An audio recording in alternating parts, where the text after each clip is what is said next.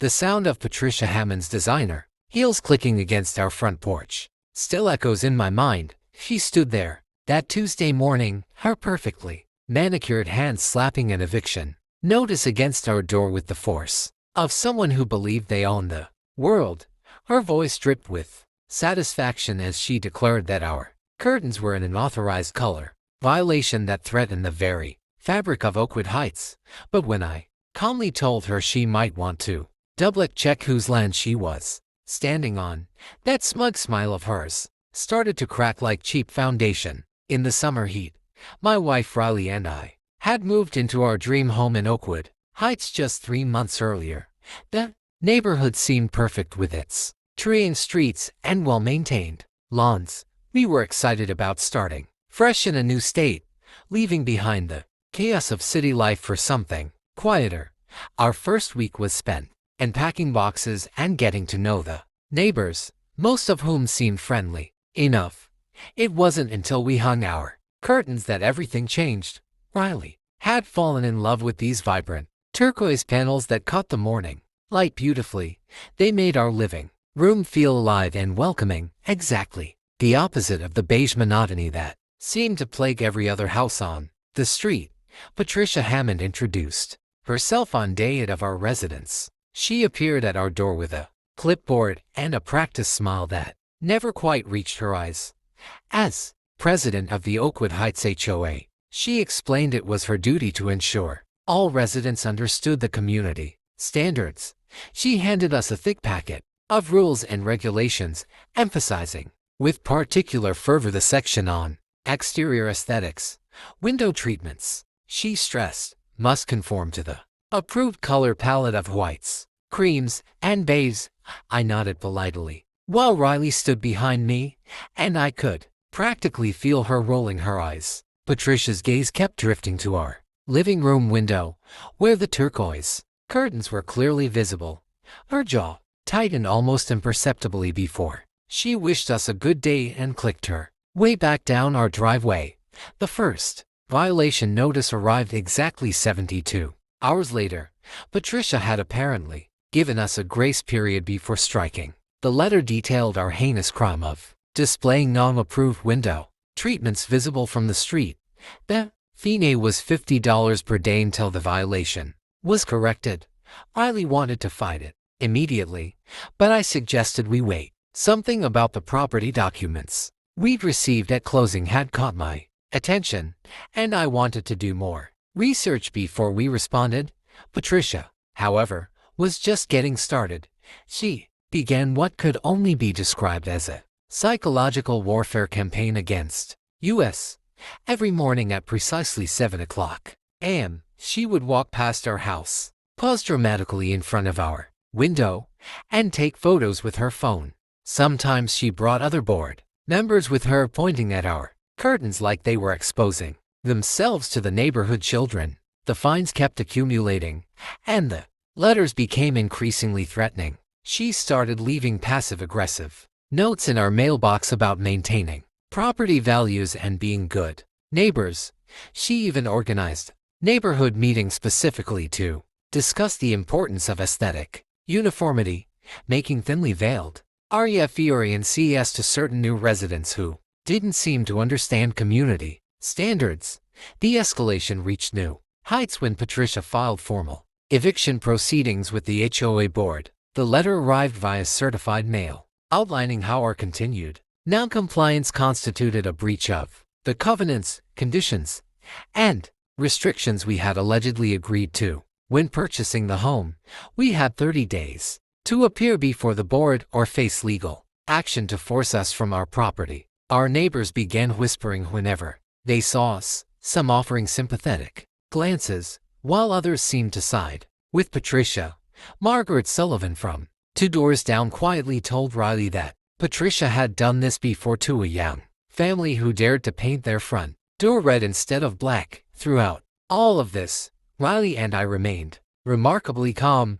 Our neighbors couldn't understand why we weren't panicking or rushing to replace the curtains. Even Patricia seemed puzzled by our lack of response to her escalating threats. What none of them knew was that I had spent weeks researching the property records At the county assessor's office, what I discovered there was about to turn Patricia Hammond's perfectly ordered world upside down. The Landauer subdivision sat on had a complicated history that most current residents were unaware of. Back in the 1960s, the original developer had faced financial difficulties and sold off various parcels to cover debts.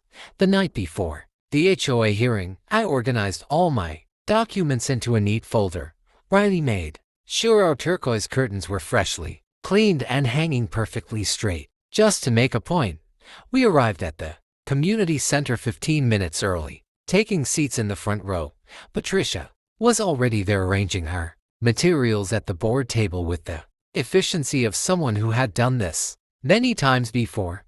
She wore her power suit, the gray one that she probably thought made her look like a federal judge. Other residents filed in clearly. Therefore, the entertainment value of watching Patricia in action. Patricia opened the meeting with a PowerPoint presentation about the importance of maintaining neighborhood standards. She had graphs showing property values in communities with strict aesthetic guidelines versus those without. She displayed photos of our turquoise curtains from multiple angles and distances, each one labeled with the date and time taken. Her voice rose dramatically as she spoke about protecting the integrity of Oakwood structural modifications. Her extensively renovated kitchen and added sunroom had never received our permission. The board members were frantically flipping through their own copies of the HOA documents, searching for some loophole that didn't exist. Patricia finally found her voice and accused us of fraud, of forging documents, of perpetrating some elaborate scam. Her voice became shrill as she demanded they ignore our fabrications and proceed with the eviction. But Harold Morrison, the board treasurer, was already on his phone with the county assessor's office. Within 10 minutes, he confirmed that every document I had presented was legitimate. We owned significant portions of Oakwood Heights, and Patricia had been harassing her own landlords over curtains.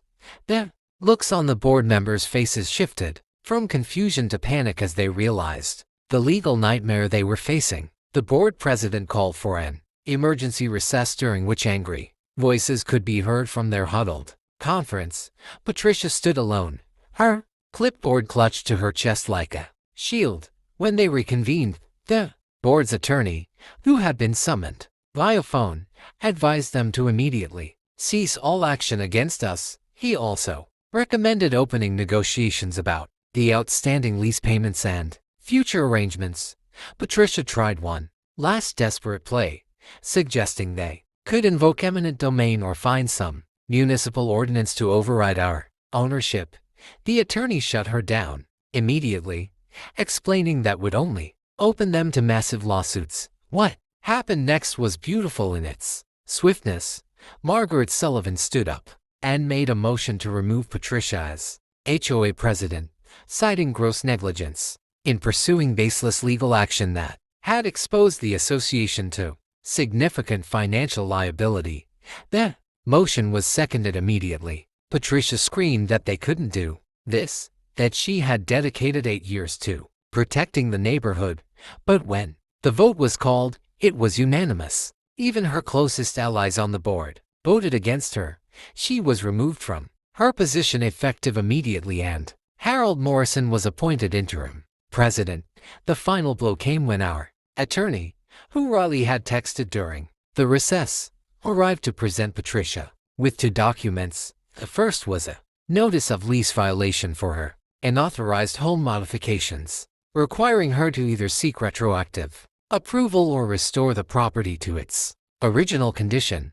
The second was a bill for $16,800 in back rent due within 30 days. Patricia's face went through several shades of red before settling on a purplish hue that matched nothing in the HOA's approved color palette. She sputtered about hiring lawyers and fighting us in court, but everyone in the room knew she had already lost. The Queen of Oakwood Heights had been dethroned by a pair of turquoise